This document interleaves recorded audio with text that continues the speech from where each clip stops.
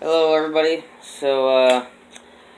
It's kind of been a good week, but a sad week at the same time. I guess I'll start off with the sad stuff, just to get that out of the way. Um, Sunday. Was it Sunday? No, it was Monday morning. Excuse me. Uh, Two of Avery's pups ended up dying, and I ended up having to bury them.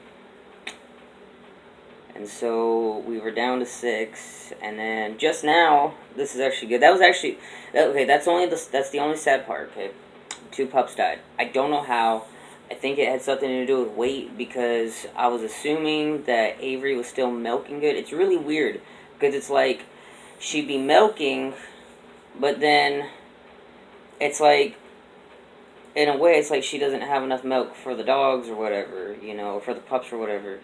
I mean, she has more tits than pups, or at the time she did. So it's like when I found them dead in their crate, they were both, they didn't look sick, but they were both skinny looking. Like, not skinny bones and everything, but like, it looks like they lost a few pounds, like, below what they're supposed to have. So, we sadly lost 2 pups. But outside of that, nothing really bad has happened other than that. We do have some good stuff that has gone on the last several days. So yesterday, what was it yesterday? Was it yesterday? I'm trying to think. Was it yesterday? Yeah, it was yesterday. Okay. Anyways, I'm tired. Okay, don't judge me. Anyways, yesterday we ended up getting 2 new rabbits. They're both like white as snow with red eyes. Can't remember what their actual species is. I'm too tired to really remember what they are. But they are so big. They're bigger than my head. They're about the size of my head, maybe a little bigger. They're almost Marmaduke size, and he's the smallest out of my main 4. So we got a male and a female, and the female is pregnant. And so I ended up having to switch to one of the biggest cages I have and put both females in there because of the fact that, well, it's just what they're supposed to do. You're supposed to have a bigger cage to make sure you have enough room for the rabbits once they're born. Because from what I was told, once they get to be about a month old, they're going to be about the same size as their parents, who, again, I both have. The male rabbit's a hell of a lot bigger. But I finally figured out what they're supposed to be eating outside of like the seeds and stuff you buy at the store. I've been giving them grass and alfalfa and hay and all this other stuff. I'm supposed to head to the store tomorrow to get a, what do they call it? Plus to get one of those, birth boxes or whatever the hell, for the new rabbits to come in when they're born. And I got a lot of compost out of it too. I think I got maybe 1/9 of a bucket of compost. Well, not compost, fertilizer from both rabbits, both of the new ones, and a little bit from the baby one I already have. What else? If y'all wondering what I'm holding right here, I got a new shotgun in today. I've been spending 8 months trying to get this thing on buy this thing on while it's on layaway. Now I finally got it. It's a single barrel 12 gauge San Marco shotgun. It's not loaded. Let's see if it's on safe. Aaron has a shotgun very similar to this, and I've practiced with it before, so I'm kind of familiar with this. Not this exact one, but the one he has, and it's, like I said, it's very similar to this. So I do have I do have some practice on this. Is my point. So yeah. Oh, let's see what else. What else has been going on? We're down to 5 pups now.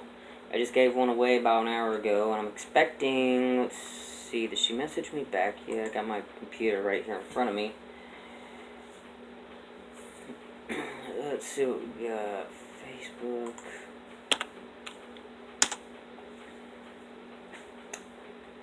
Let's see. Yeah, I got 4 girls and one boy left. And it looked like she messaged me back. Whatever. Anyways, I'm expecting like 2 other people, hopefully tonight or tomorrow, to come pick out a dog and or a pup. And hopefully, once we get all 5, the rest of these pups given away, I'm gonna go ahead and I already got Marmaduke fixed. Xena was obviously fixed years ago. Probably gonna get Avery fixed first, and then Aria, get them all fixed. And I also I think tomorrow I'll do a video showing you guys some of the new structures I've been building. Excuse me. I just got done smoking hemp earlier. That's actually why I'm tired. But anyways, I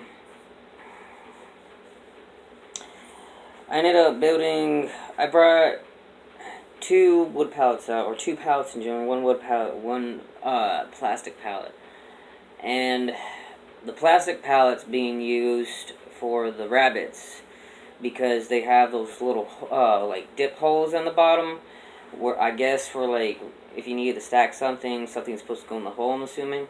Anyways, where the rabbits are placed over, their waste can go in those holes, and then I can collect the waste later on after that. And then I brought another wood pallet out, and this wood pallet I placed right next to the ramp of my back door, and put one of the dog crates on it to get it off from the ground. So now the dogs can have a shelter. I mean, they are. You see, my dogs. Xena always stays in the house with me. I let her out to use the restroom. She goes around town with me. But if I'm not home here on the homestead, she stays in the house. And then Miss Piggy is the same way. But if it's nice outside and I can find a spot for her, I'll usually leave her tied up outside, which a lot of people are like, oh, I thought you didn't like tying up dogs out, which I don't. But here's the thing, with Avery and Marmaduke, like I said, I just put their crate on a wood pallet, and it's not a large crate, but it's a nice medium-sized crate. They both can lay down in there. I put blankets and pillows in there for them to lay on. There's holes, like little rectangular holes about that size right there with my pointer finger and my thumb. Enough for them to breathe. But I'm gonna have a tarp over it so they can stay warm out of the rain. And then next to it is a rabbit cage at least I think it's a rabbit cage with or rabbit crate, I should say, with a door on the top, and that's where the puppies, the newborns, are living at right now. And like I said, I leave a tarp over it, not only to keep them warm, but to keep, like I said, to keep the rain from getting onto them. So that's their home. But if they don't want to be in the crate, specifically Marmaduke and Avery, especially Marmaduke, they will actually they'll stay under the house to get out of the weather.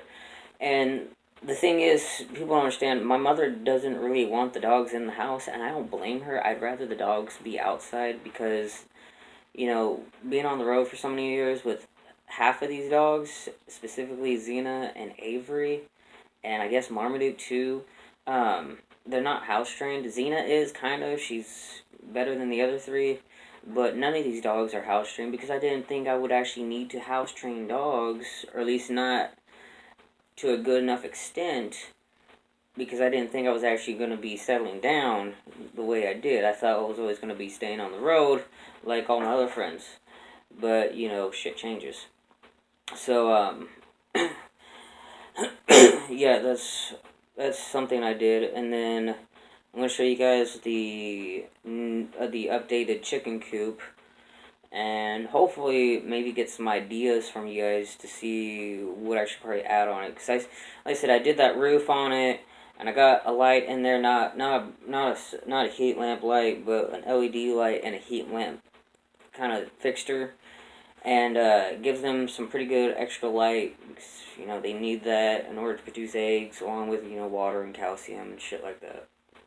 So, oh, and I expanded on my compost pile. Instead of having both the browns and the greens in two separate piles, I put them back in the same pile. But instead of it being in that trash can I was using, that black trash can, I decided I was going to build two walls. So both walls are made of wood pallets, and they're tied together to the old fence that is right in between.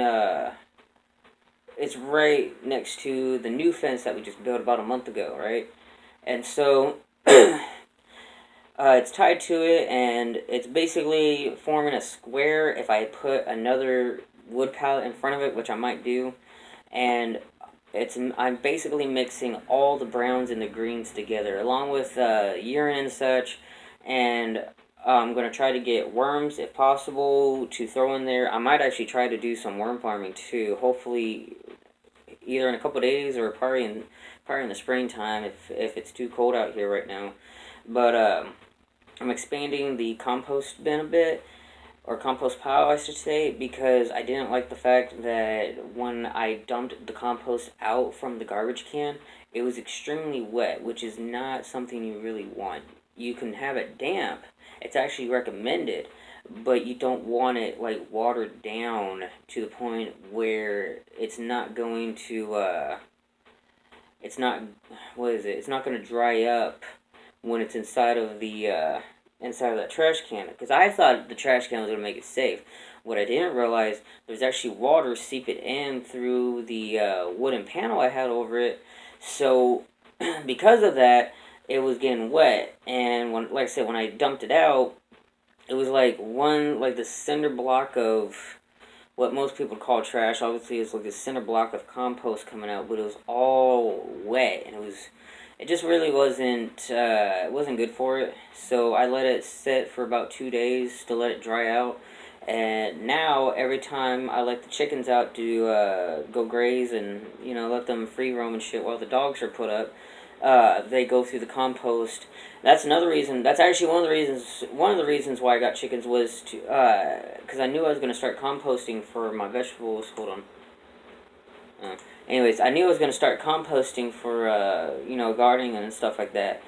But it was always recommended to have chickens there because the chickens will go through it, they'll take what they want, and while they're scratching through to find what they want, they would actually, it'll bring air into the compost. You want that air in there. So, and then, it mixes the compost together, and then once they're done, I rake the compost back up into the pile, and the chickens go on and do whatever it is they need to do.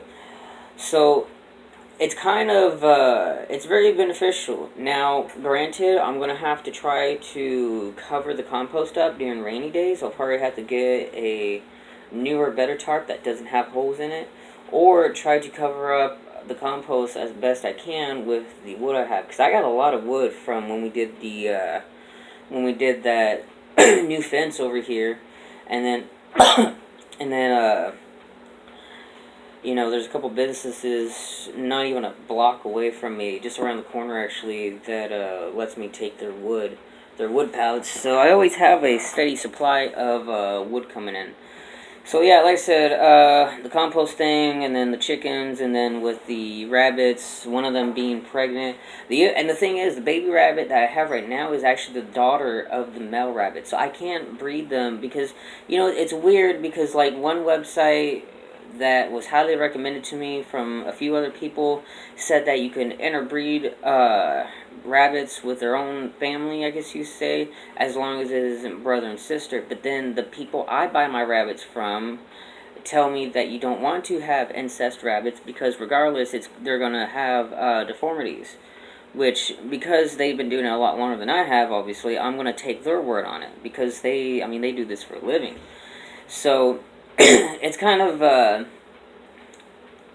going to be a hit and miss on the breeding part, especially since the mother is already pregnant. She's actually supposed to be due A nesting box, that's what I was thinking. Anyway, she's actually supposed to be due any day now, so as soon as I get up and Albanese and Sons down the road opens up, I'm going to call them up and see if they have a nesting box, and if they don't, I'm going to have to go 3 miles down the road to go see if I can go to Tractor Supply and see if they got a nesting box. If not, probably going to have to make one myself.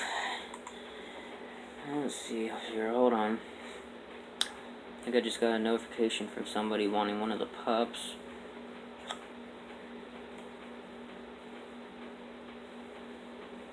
Nope. Wait. Hold on. Nope.